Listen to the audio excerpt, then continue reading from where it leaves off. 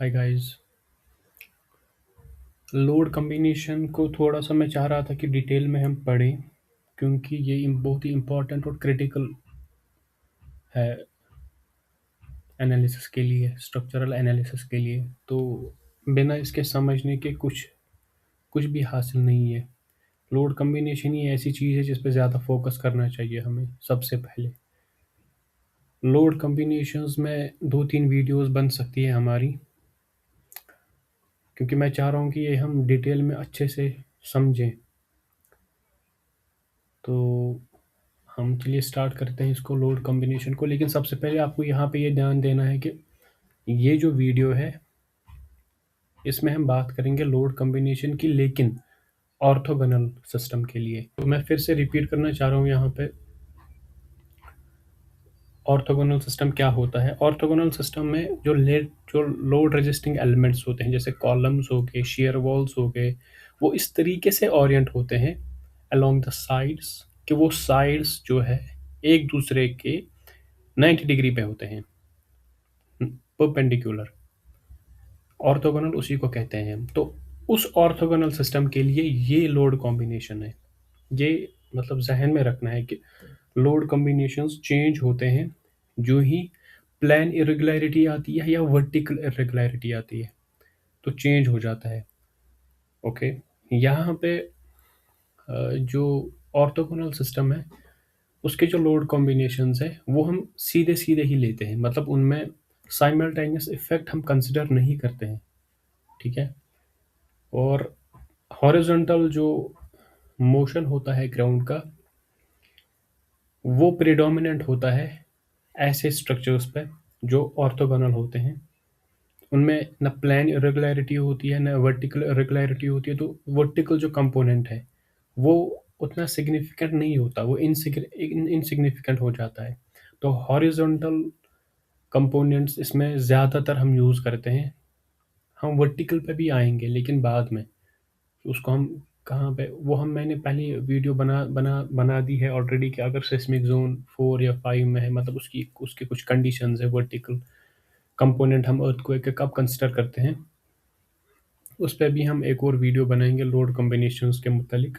फ़िलहाल आप इतना याद रखें कि मैं यहाँ पे हॉरिजॉन्टल कंपोनेंट्स का इफेक्ट यहाँ पे देख रहा हूँ, कि हॉरिजॉन्टल कंपोनेंट्स का इफेक्ट और उनमें जो लोड कॉम्बिनेशंस बनती है ऑर्थोगोनल सिस्टम में, एक ऑर्थोगोनल स्ट्रक्चर में, वो कैसी होनी चाहिए।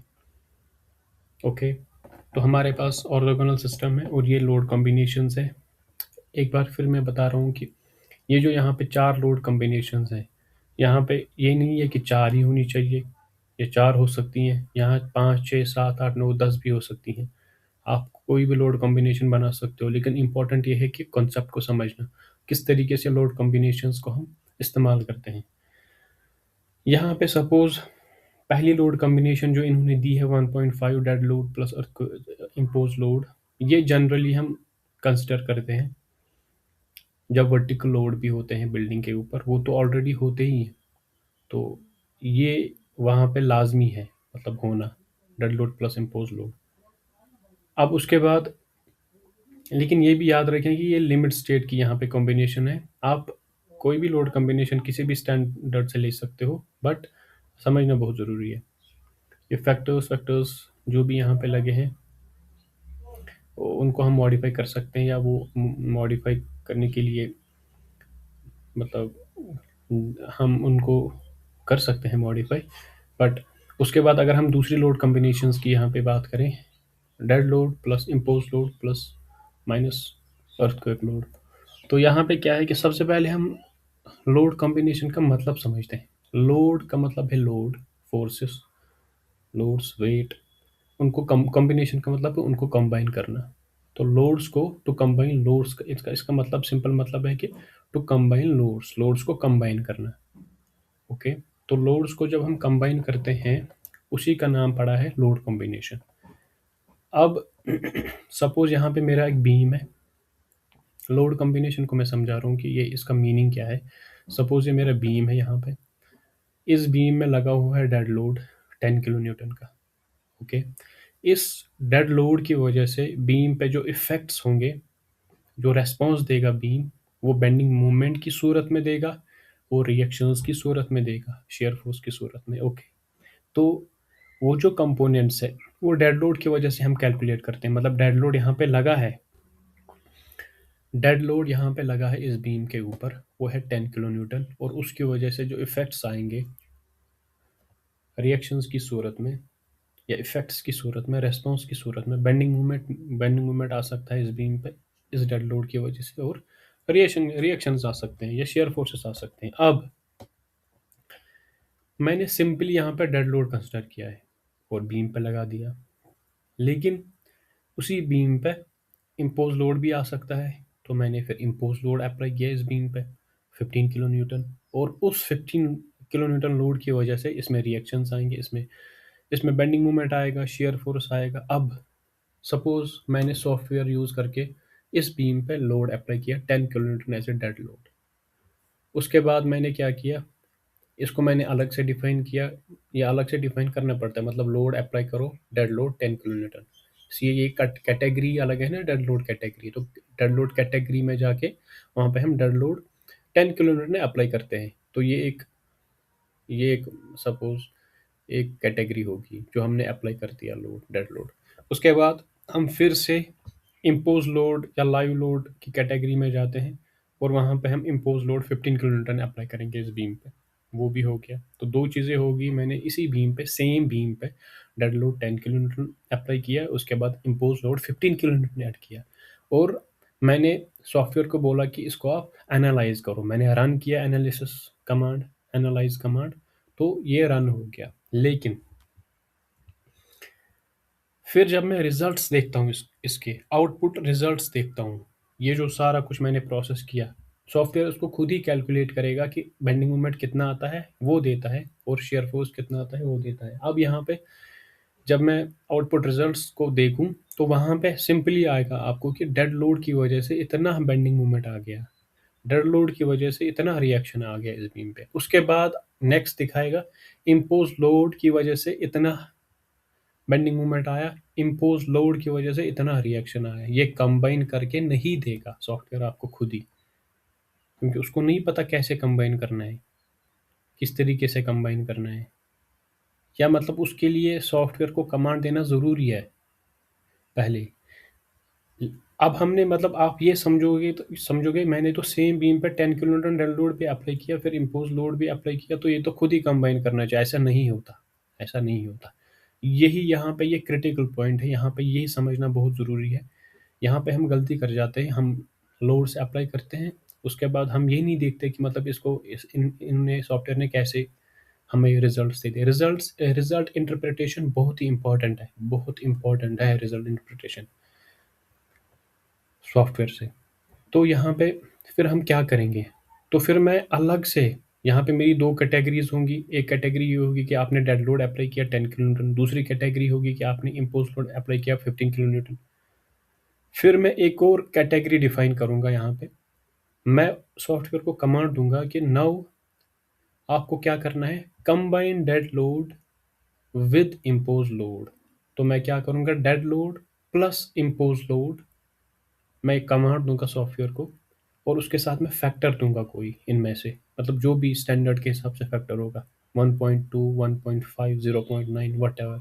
तो मैं क्या करूँगा, 0.9 dead load plus 0.9 impose load, software को कमांड दूंगा, फिर एनालाइज करने की कोशिश करूंगा सॉफ्टवेयर से। उसके बाद ये मुझे देगा कंबाइन रिजल्ट्स इसके।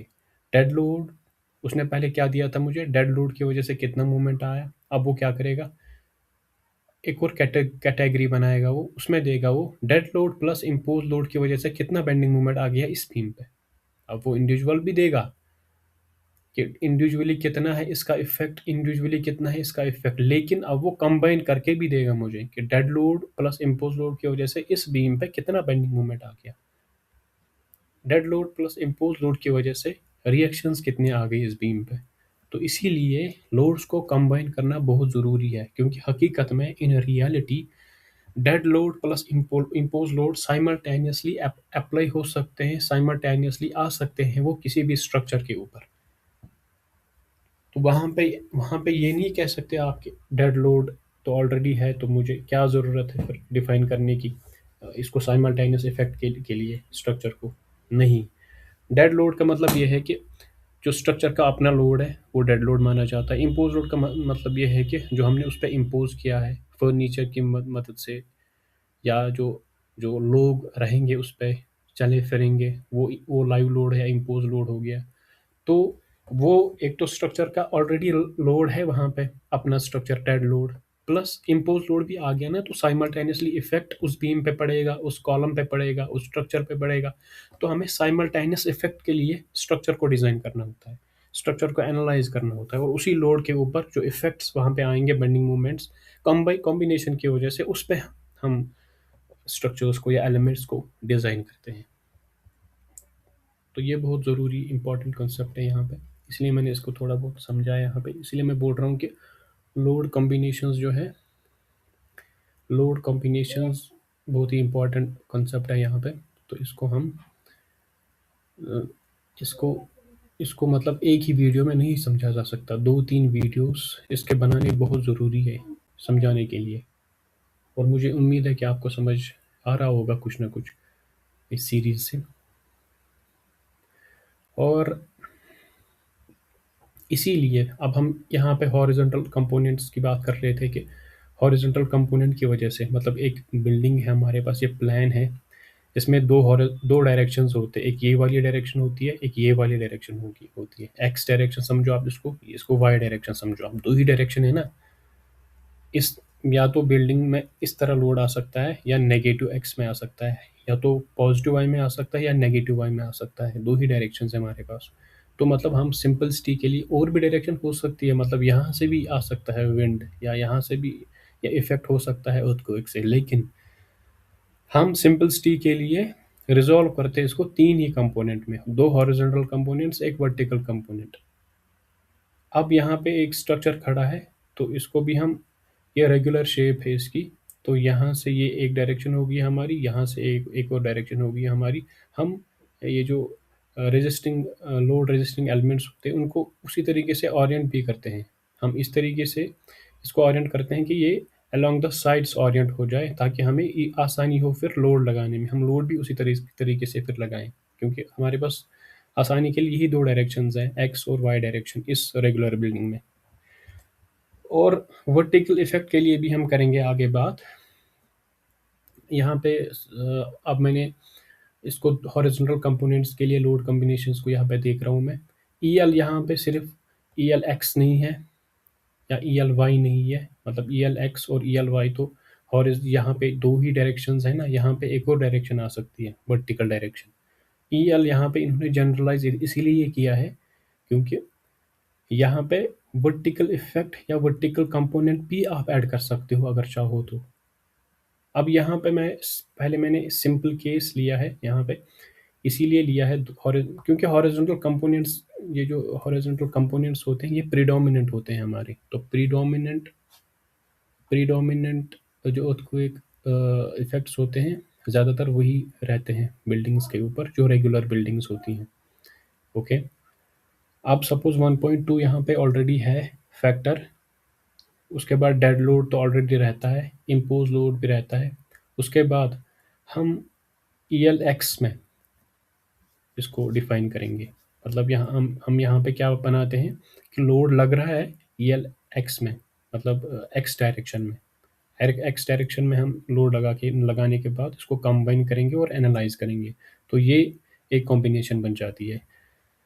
हम dead load plus impose load plus earthquake load ले सकते हैं, ये एक साइमल्टेनियस लोड कॉम्बिनेशन हो गई। मतलब हम डेड लोड, अर्थ इम्पोज लोड और अर्थक्वेक लोड किसी एक डायरेक्शन में, हम इनका साइमल्टेनियस इफेक्ट लेते हैं स्ट्रक्चर के ऊपर, या ये जो लोड रेजिस्टिंग एलिमेंट्स हैं इनके ऊपर हम साइमल्टेनियस इफेक्ट लेते हैं यहाँ पे। तो साइमल्टेनियस इफेक्ट लेना यहाँ पे मतलब डेड लोड, इम्पोज लोड और अर्थक्वेक लोड। अब यहाँ पे क्या है कि या तो हम अर्थक्वेक लोड ले सकते हैं, आप अर्थक्वेक लोड और प्लस यहाँ पे विंड लोड मैं नहीं कर सकता हूँ ऐड, क्योंकि यहाँ पे एक और यहाँ पे एक क्लॉज है समझो आप, earthquake is not likely to occur simultaneously with wind or maximum flood or maximum sea waves. earthquake के साथ विंड या फ्लड या सी वेव्स, जो भी इनके फोर्सेस हैं, वो साइमल्टेनियसली ऑकर नहीं करेंगे। मतलब ये हाईली अनलाइकली है। ओके, तो इसीलिए जब भी हम स्ट्रक्चर डिज़ाइन करते हैं तो इन चीज़ों का ख्याल रखते हैं कि हमें कॉम्बिनेशन किन किन का बनाना है, साइमल्टेनियस इफेक्ट किन किन का लेना है। डेड लोड, इम्पोज लोड और अर्थक्वेक लोड ले सकते हैं, डेड लोड, इम्पोज लोड और विंड लोड ले सकते हैं। वहाँ पे फिर अर्थक्वेक लोड नहीं आएगा, या तो विंड लोड आएगा या अर्थक्वेक लोड आएगा या फ्लड वगैरह जो भी हम कंसिडर करेंगे उन चीज़ों के लिए डिज़ाइन करेंगे या एनालाइज करेंगे। तो उसके बाद अच्छा, अब यहाँ पे दिया गया है कि कॉम्बिनेशन इस तरीके की ले लो आप, 1.2 डेड लोड, इम्पोज लोड और अर्थक्वेक लोड। अब इस अर्थक्वेक लोड को हमने यहाँ पे थोड़ा डिटेल में इलाबरेट किया है। डिटेल में इसलिए कि ये वाली कॉम्बिनेशन बनेगी इसमें। EL तो दिया है इन्होंने। अब मैं अगर अगर मुझे दो ही कंपोनेंट्स के लिए डिज़ाइन करना है, दो ही कंपोनेंट्स लेने हैं, वो हॉरिजॉन्टल कंपोनेंट है, अगर मुझे वर्टिकल कंपोनेंट नहीं लेना है, अगर मुझे ये पता लगता है कि हाँ वो उसके लिए मैं डिज़ाइन नहीं कर रहा हूँ या वो इनसिग्निफिकेंट है, तो मैं दो ही हॉरिजॉन्टल कंपोनेंट्स लूँगा और उसी दो हॉरिजॉन्टल कंपोनेंट्स को यहाँ पे मैंने एलॉबरेट किया है डिटेल में। 1.2 dead load plus impose load आएगा प्लस ELX, मतलब एक डायरेक्शन का इफेक्ट, उसको कंबाइन करके उसका इफेक्ट देखेंगे बिल्डिंग के ऊपर। उसके बाद 1.2 dead load plus impose load, यहाँ से नेगेटिव डायरेक्शन में लोड अप्लाई करेंगे तो इसका इफेक्ट देखेंगे बिल्डिंग के ऊपर। इसी तरीके से 1.2 dead load plus impose load plus ELY, Y direction में, पॉजिटिव वाई में। उसके बाद 1.2 dead load plus impose load minus negative direction में, मतलब नेगेटिव वाई में। ठीक है जी, तो ये कॉम्बिनेशंस बन जाती हैं हमें अगर हम हॉरिजॉन्टल कंपोनेंट्स ले लेते हैं बिल्डिंग में, एक रेगुलर बिल्डिंग में, और अगर हम अर्थक्वेक फोर्सेस के लिए डिज़ाइन कर रहे हैं तो इस तरीके से कॉम्बिनेशन बनेगी हमें हमारी।